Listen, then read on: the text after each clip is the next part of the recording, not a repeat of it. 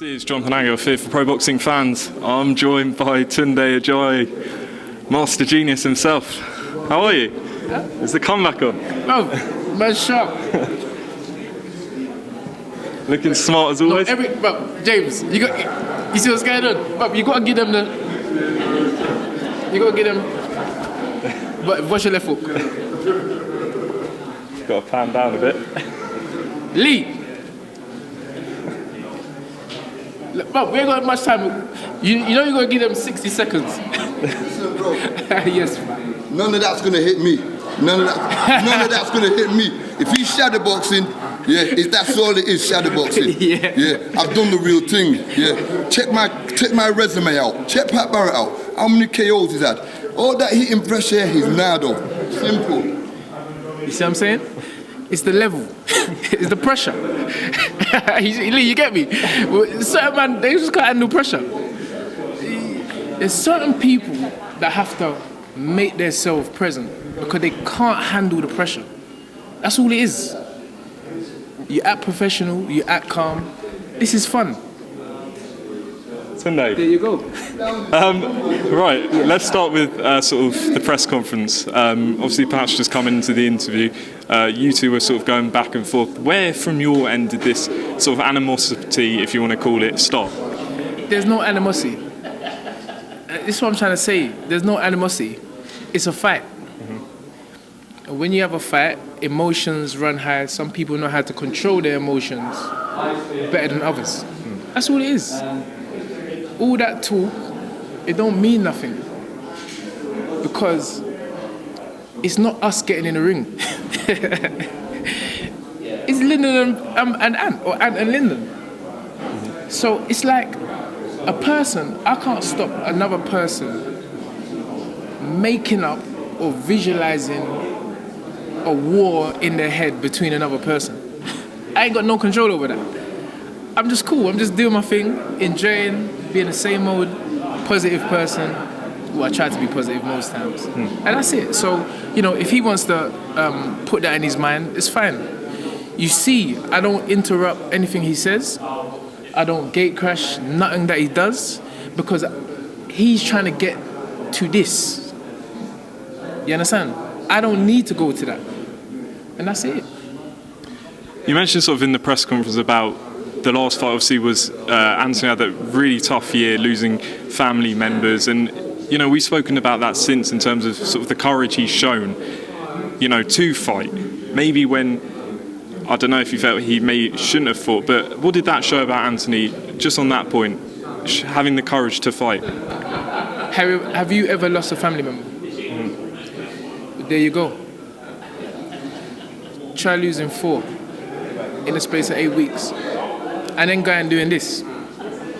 You're not going to have the same individual. And so, again, the only reason why I'm mentioning it is because it's the press conference. And doesn't want to remember that. And so let's, but we know that that's what it was. There's no other explanation. Anthony doesn't fight like that. But he's back, he's refreshed.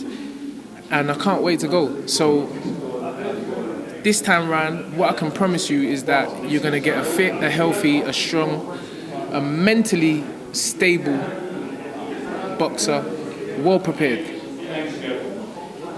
If that party has spent one night out where they weren't supposed to, if they've ate one morsel of food that they wasn't supposed to, they're going to get found out. From a tactical perspective, what do you feel like the positives you took from the first fight, and what do you feel like could have been better? The positives we took from the first fight is that nothing can break us. That's it. Mm-hmm. A family that stays together grows strong together. And so with the addition of James Cook, the family's got stronger. You can't buy experience. Hence why my man's acting like Tupac Shakur in a press conference. Fam, sorry, you see? I'm always that close from going back to a silly person. And that's what I call it. I call it a silly person. Someone that acts up because of his immaturity I'm close to that. But as I said, I have a child at home who's going to watch this. I have an African father, a Nigerian father, to be more specific, that he's going to be saying to me, hey, you want to bring shame on my family by acting foolish. I'm not about that. I don't know if my man's got children. But if I was the child, I'll disown my dad. If I'm acting like that, I'll disown my dad. That ain't my dad. Do you feel like, you've always looked for explosive performances in all your fights? Do you feel like Anthony could have started a bit faster and looked for sort of an early finish? That fight's gone. That fight's gone, bro. Round 13. That fight is finished. It don't mean nothing. What was done is done. It's always about where you are now, and it's always about how the future's going to be. But mainly to focus on the present. And so both boys have the opportunity to prove that it wasn't a fluke. And this is what you're going to get. I spoke to Anthony just earlier and I asked him sort of where this compares to sort of the Sergei Kovalev fight. Does he feel this is big? And he said, it's all about the last fight. What's your view on that situation, where this fight ranks? Because this is a rematch. He did lose the first fight by split decision, and that was sort of a world title shot against an established, experienced champion. So what's your view on where this ranks? I echo the words of Anthony. Ditto. Ditto. It's the same. Every fight is a major fight. Every fight is a major fight. You can't cut no corners. You can't take anyone lightly. You have to be prepared as much as you can for the bumps that inevitably will come in the road when you set yourself certain heights. And it's a big fight. Every fight is a big fight. It's more special because it's a rematch. You don't get many rematches in professional boxing. And so that makes it a great night. How do you feel sort of you as a person, not just as a boxing trainer, you as a person has developed through sort of the last year? Has the boxing had an impact on yourself as a person? How do you feel sort of you've developed and in turn heading into this rematch? Boxing hasn't had an impact on me in this last year. Boxing has had an impact on me my whole life. The moment I found the sport of boxing, it changed my life. It allowed me to have focus and a direction and realize that with hard work and sacrifice and dedication, you can achieve something, you can better yourself. And I hope that that's the message we're sending out to everyone that comes from the same area, same demographic, same lifestyle. One of the reasons why I don't talk street or road in public arenas like this is because you can go to 100 kids from the inner cities and I guarantee you not one of their stories will be different. All one of pain, all one of suffering, all one of struggle, all one of most times coming up in single parent families. It's the same. It's the same. So, we just have to take the best and be the best we can so we can get rid of that. And that's it. Boxing has changed my life. Just lastly, I know you don't want to talk too much about the last fight, but one thing I do want to just pick up on, people felt that Lyndon Arthur had a lot of success with his jab. What did Lyndon at all surprise you in how he approached the fight, and how do you see him approaching the second fight? I don't see nothing what he's in. I mean, again, it's a narrative.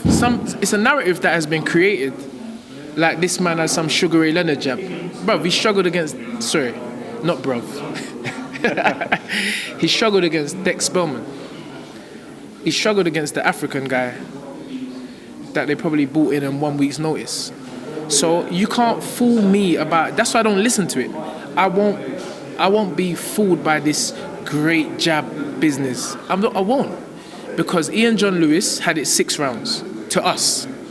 Again, that's the narrative I'm looking at. And 2 other judges, remember judges have got the hardest job in the world, had it a point. Richie Woodall had it a point. So you can fool yourself about this jab, this fantastic jab. But it's quite obvious that it's open to interpretation and perception. And that's all it is. The only way you get rid of perception is a knockout. then there's no judges involved. You see what I'm saying? So we'll see what happens December the 4th. Well, it's a new fight. It's a rematch. It's round 13. How much are you anticipating this fight? How much are you looking forward to this fight? And do you see it as righting the wrong, or do you just see this as another learning fight and a chance to be a British fighter fan? Yeah, it's just another step. This is our story. This is our story. Dream it, believe it, become it. This is our story. AY and TA. The other lot is just is characters in our story. That's how I see it. And so on December the 4th,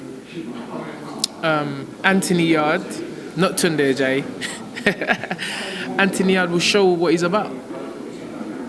We look forward to that. Tunde, just two more. I just want to get your opinion on outside. You said one more. Now you say on the fight, outside of the fight, just quickly. Cool, I just want to know your opinion on the trilogy between Tyson Fury, Deontay Wilder. Did you watch it? And if you did, what did you make of it? Did I watch it?